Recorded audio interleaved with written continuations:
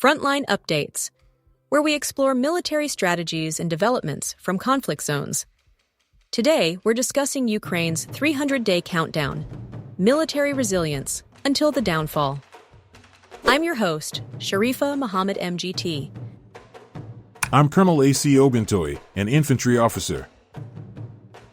The number of days left before Ukraine can no longer mobilize 750,000 to 1 million men in a timely manner is estimated at approximately 300 days. This is based on the assumption that their current stockpiles can support operations for about a year, but equipment depletion and inability to replace losses would lead to failure in maintaining the required force size. The need to keep one division in a defensive position further strains resources, reinforcing the downfall in days.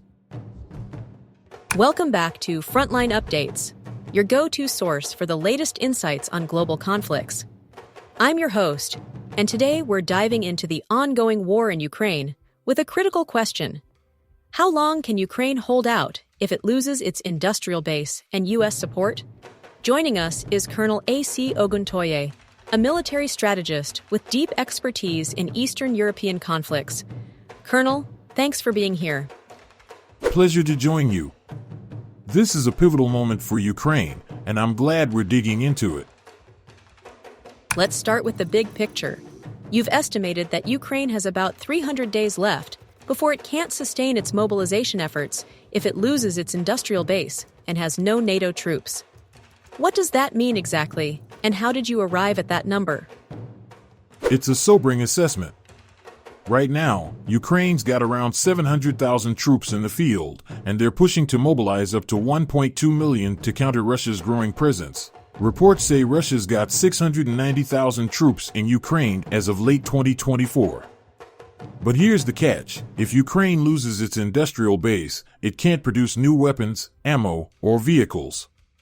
And without NATO troops, or even the steady flow of aid they've been getting, they're stuck with whatever's in their stockpiles.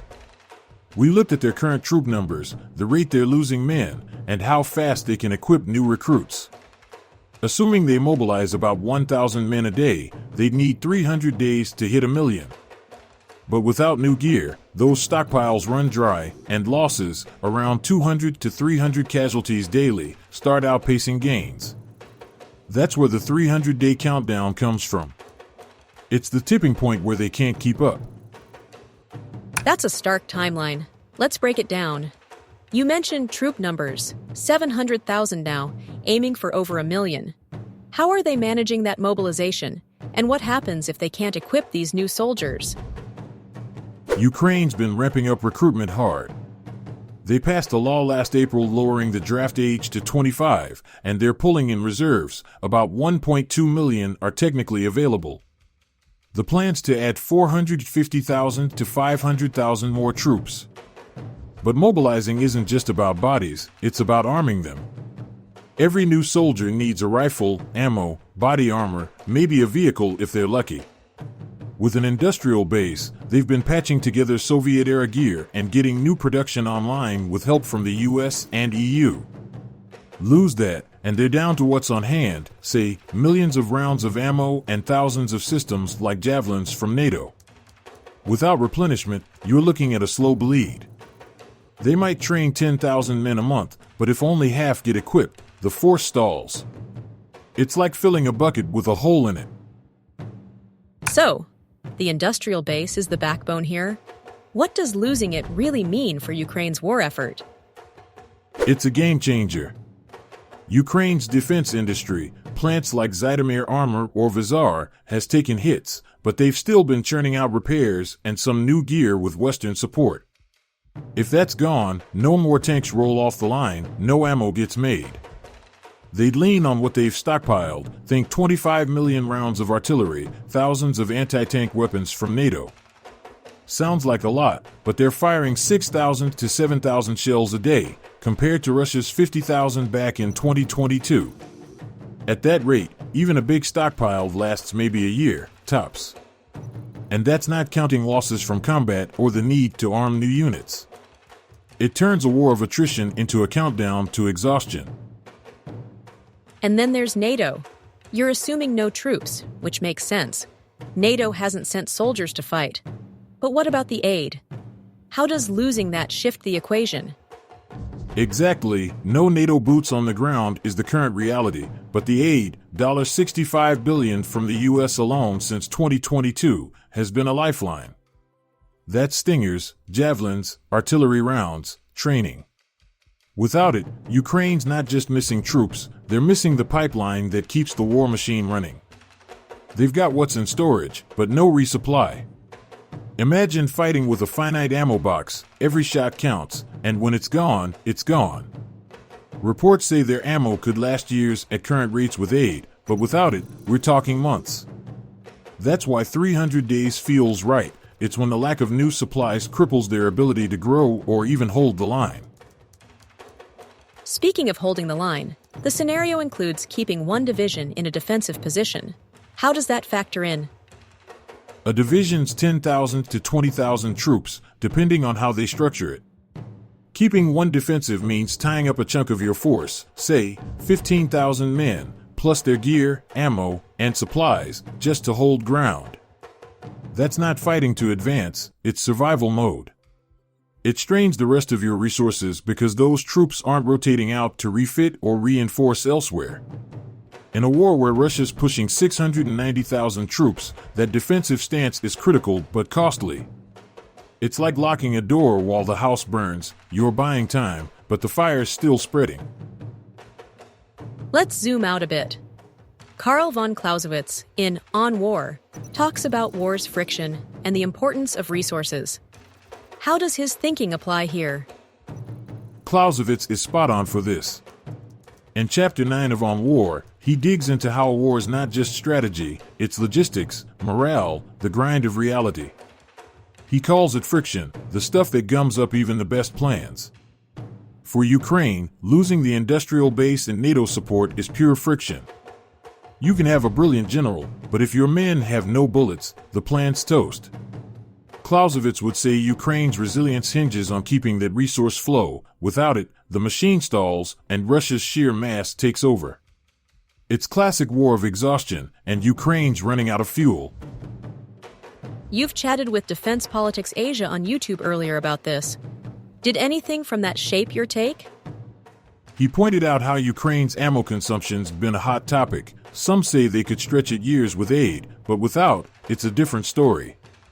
They flagged Russia's troop buildup too, which nudged me to double-check Sersky's 690,000 figure.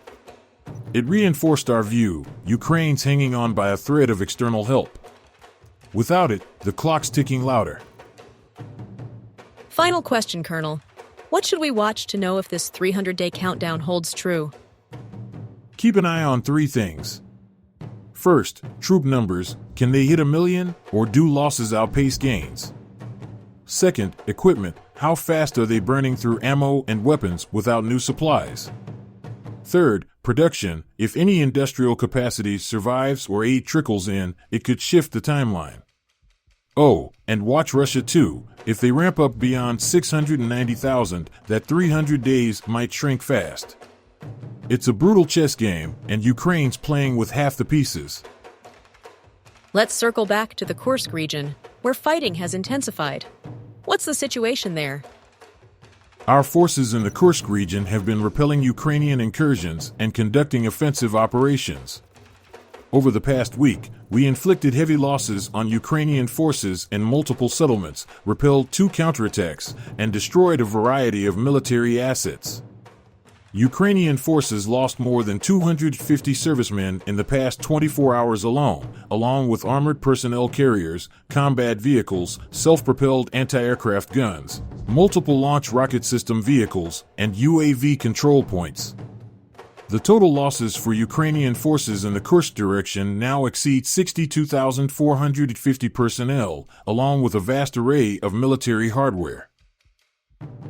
Given the scale of operations over the past week, what are the next steps for Russian forces? Secure Pokrovsk and crack that fortress belt. It's the linchpin. If they take it, they control Donetsk's logistics, and Ukraine's east unravels. Fail there, and they're stuck slugging it out with a depleted force. Watch their troop rotations and ammo stocks, 40% of their budgets on this war. The Ukrainian armed forces have sufficient reserves here to carry out counterattacks, but the plan to push our troops back from the southern outskirts of Pokrovsk, Krasnoarmeysk, and to dislodge them from their positions in Peskanoy, Udakny, and Kedlino failed to materialize.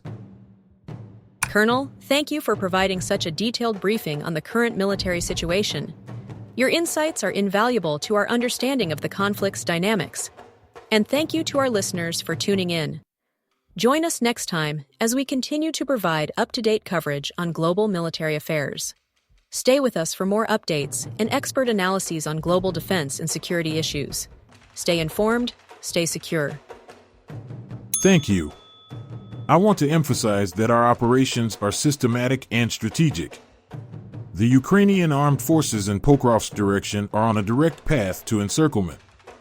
If the Russian armed forces begin to move from Dzerzhinsk, then the entire Ukrainian army group north of Novokolinovo and Novobakhmutovka will be caught in the pincers. This is the first option. The second, the Ukrainian armed forces formations will be forced to retreat to Konstantinovka and abandon the fortifications.